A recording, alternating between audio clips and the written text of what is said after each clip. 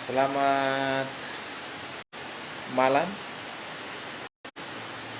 Bapak Ibu masyarakat Kabupaten Belu. Jumpa lagi dengan saya Vicky Nahak, mengudara di malam hari ini di salah satu grup politik yang ada di Kabupaten Belu. Mengudara di grup politik milik masyarakat Kabupaten Belu, yaitu Kotak Ketik. Hujan tak kunjung reda, tapi semangat untuk menyuarakan kepentingan orang-orang kecil patut untuk kita sampaikan dan kita edukasikan kepada masyarakat Kabupaten Belu. Bapak Ibu pencinta grup politik Kotak Ketik, pada malam hari ini saya akan membawa dua permasalahan yang terjadi di Rumah Sakit Umum Daerah Monsinyur Gabriel Manek Atambua, yang mana beberapa hari yang lalu kita mendengar kasus pihak rumah sakit menolak pasien yang kritis. Yang kedua, kita akan bahas terkait dengan nasib 23 tenaga outsourcing cleaning service yang diberhentikan secara sepihak, dan nasib 3 orang security juga yang bekerja pada Rumah Sakit Umum Daerah Atambua yang juga diberhentikan secara sepihak. Terkait dengan permasalahan pihak rumah sakit menolak pasien yang kritis, ini seperti kita tidak menyadari bagaimana pentingnya kesehatan, pentingnya mendapatkan satu tindakan secara medis. Kenapa saya live pada malam hari ini? Saya sudah melihat, walaupun sepintas saya melihat berita, membaca bahwa PLT Direktur Rumah Sakit sudah menyampaikan permohonan maaf terkait kejadian yang dialami oleh pasien yang ditolak oleh pihak rumah sakit, yang dilakukan oleh bawahannya atau oknum dokter maupun oknum perawat. Saya di sini mau menyampaikan, kalau kita berdasarkan regulasi undang-undang, menolak pasien melanggar Undang-Undang Kesehatan Nomor 36 Tahun 2009, Pasal 32. Ya. Ayat 2 adalah penjara 2 tahun dan denda 200 juta. Demikian juga pelanggaran pada pasal 85. Bila penolakan tersebut menyebabkan kematian dipertegas dalam Undang-Undang Nomor 44 Tahun 2009, maka ancaman hukuman 10 tahun dengan denda 1 miliar. Ini biar masyarakat Kabupaten Belu semuanya perlu tahu, saya menyampaikan ini. Jika suatu saat Bapak Ibu atau masyarakat Kabupaten Belu yang pergi berobat di rumah sakit atau ingin rawat inap atau dalam keadaan kritis, apabila ada penolakan dari pihak rumah sakit dengan berbagai macam dalil penuh dan segala macam, biar bisa jelaskan mereka pasal demi pasal, biar mereka juga paham. Yang di sini saya mengharapkan adalah sanksi ketegasan dari pihak rumah sakit, dalam hal ini Direktur Rumah Sakit atau PLT atau Kadis Kesehatan sekalipun, terkait permasalahan ini. Apakah cukup dengan meminta maaf? Itu sudah selesai. Apakah dengan pernyataan dari pihak rumah sakit yang diwakili oleh PLT Direktur Rumah Sakit mengatakan dengan permohonan maaf, apakah ini sudah menjadi terang benderang? Ataukah ini sudah selesai permasalahan terkait dengan penolakan pasien tersebut? Apakah tidak ada sanksi terhadap bawahannya? Sehingga ke depan siapapun yang diberi tanggung jawab, siapapun yang tugasnya melayani masyarakat, agar tidak terjadi hal-hal yang seperti begini. Kasihan masyarakat. Masyarakat sudah datang, masyarakat dalam keadaan kritis dan koma, yang mau mendapatkan satu pelayanan secara prima, justru malah ditolak dengan dalil bahwa ruangan atau tempat di rumah sakit ini sudah penuh, jadi tidak bisa menangani pasien yang baru. Pertanyaannya saya, pasien ini tugasnya dia datang mau berobat, dia datang mendapatkan sebuah pelayanan. Dia bukan mau urus bilang, oh saya bicara, itu tugas dan tanggung jawab pihak rumah sakit. Saya hanya mengharapkan kepada PLT Direktur Rumah Sakit Umum Monsinyur Gabriel Manek Atambua dan Kadis Kesehatan, tolong diberikan sanksi yang tegas kepada oknum dokter dan oknum perawat yang sudah menolak pasien ini. Kalau jangan permintaan maaf terus itu sudah selesai, wow, besok-besok terjadi ini akan terjadi lagi.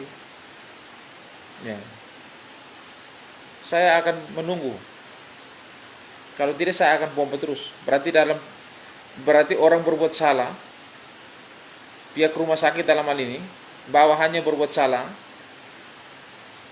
Untung pasien ini tidak meninggal dunia yang ditolak ini. Kalau misalnya terjadi hal-hal yang tidak kita inginkan, apakah dengan permintaan maaf itu semua selesai?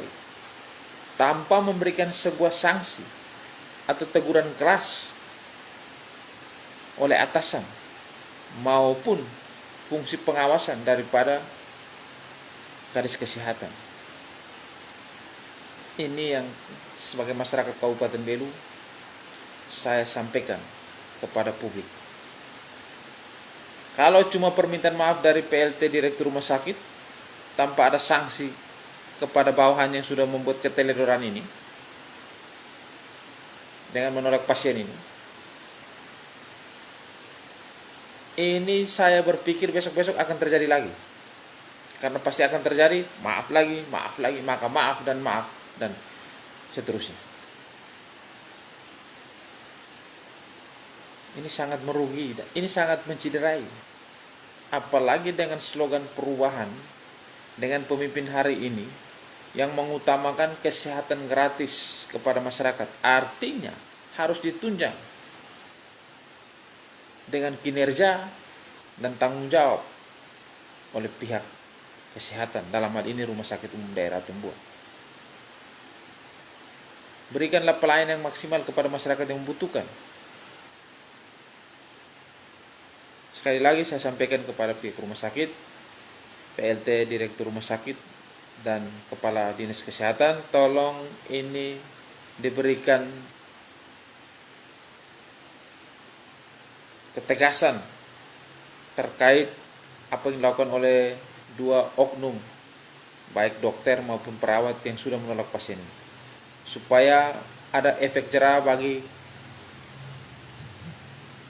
Bapak Ibu yang bertugas, yang garda terdepan daripada rumah sakit, baik itu perawat, dokter, dan lain-lain, agar ke depan tidak terjadi hal seperti ini lagi. Ini yang kami harapkan, supaya jangan serta-merta kata maaf itu sudah cukup untuk menutupi kesalahan yang ini. Mau dibilang ini kesalahan fatal, ini menolak pasien ini tidak bisa dibenarkan secara undang-undang pun juga ini salah. Oleh karena itu kami minta ketegasan dan kewibawaan daripada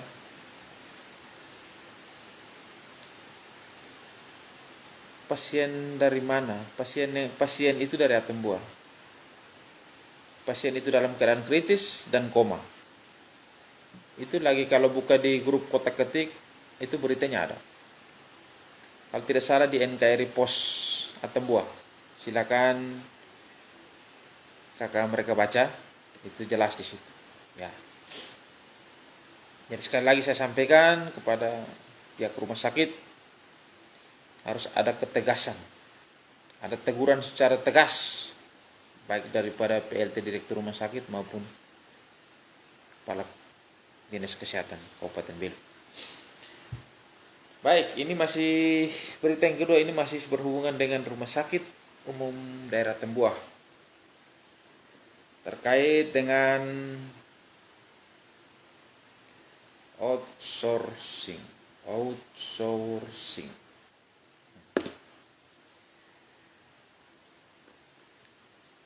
Perusahaan outsourcing yang ada di Kabupaten Belu, khusus yang ada di Rumah Sakit Umum Tembuah, yang beberapa minggu terakhir ini mengisahkan banyak pertanyaan, banyak spekulasi di tengah-tengah masyarakat. Terlebih bagi saudara-saudari yang diberhentikan secara sepihak. Saya Vicky Nahak yang lagi mendampingi teman-teman yang diberhentikan secara sepihak ini hanya mempertanyakan. Ini perusahaan yang memberhentikan mereka ini, perusahaan-perusahaan ini kami tidak pernah dengar. Entah mereka itu perusahaan ini ada di mana, siapa pemilik perusahaan ini, siapa direktur perusahaan ini. Ini yang menjadi pertanyaan kami. Perusahaan ini sudah memiliki legal standing atau belum juga kami tidak tahu. Kenapa saya sampaikan seperti begini? Mestinya perusahaan yang mempekerjakan buruh atau karyawan, contoh yang ada di Rumah Sakit Umum Tembuah ini, mestinya dia paham. Kenapa saya katakan demikian? Mestinya dia paham terkait upah UMP. Yang pertama, mestinya dia paham terkait dengan jam kerja orang yang dia pekerjakan, perusahaan yang mempekerjakan orang-orang tersebut. Mestinya dia paham hak libur, hak cuti, THR, BPJS Ketenagakerjaan, BPJS Kesehatan. Dan saya mau menyampaikan kepada perusahaan outsourcing ini, sering-sering update berita terbaru dari pemerintah pusat. Presiden Jokowi melalui Menteri Tenaga Kerja, resesi ekonomi dunia tahun 2023 ini, perintah jelas Presiden Jokowi melalui Menteri Tenaga Kerja, perusahaan outsourcing, baik yang di pusat, provinsi maupun daerah, dilarang untuk memberhentikan tenaga pekerja.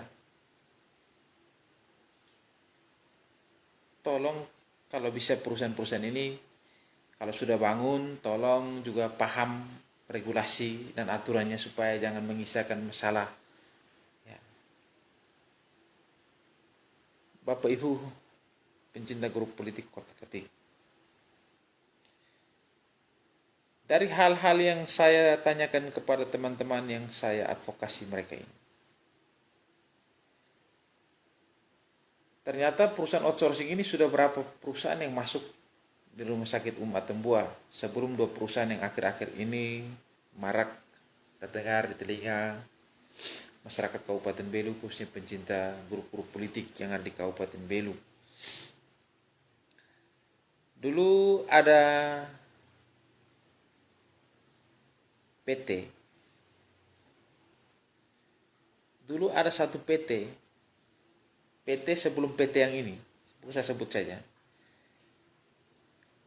Itu menurut teman-teman yang diberhentikan ini, khususnya yang cleaning service, mereka sangat puas dengan pelayanan. Atau PT yang sempat waktu dikelola oleh Bapak Edi Ranggabai. Mereka yang bekerja itu mereka mendapatkan BPJS Ketenagakerjaan, mereka mendapatkan BPJS Kesehatan, mereka mendapatkan hak libur, hak cuti, tunjangan kinerja, bahkan mereka juga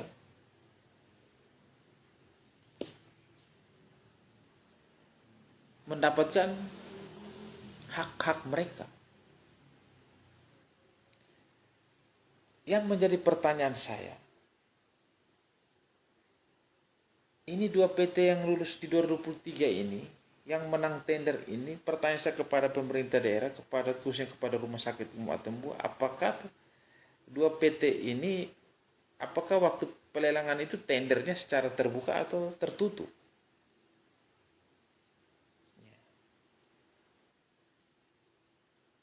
Ini patut diduga, saya patut menduga, jangan sampai ini tendernya secara tertutup. Maka kalau tender secara tertutup, sekali lagi sebagai elemen dari bagian daripada kabupaten ini, saya meminta kepada APH untuk masuk dan telusuri baik-baik terkait permasalahan ini. Supaya jangan serta-merta ke depannya lagi orang berlomba-lomba untuk buat perusahaan-perusahaan seperti begini, tanpa memikirkan hak-hak orang lain.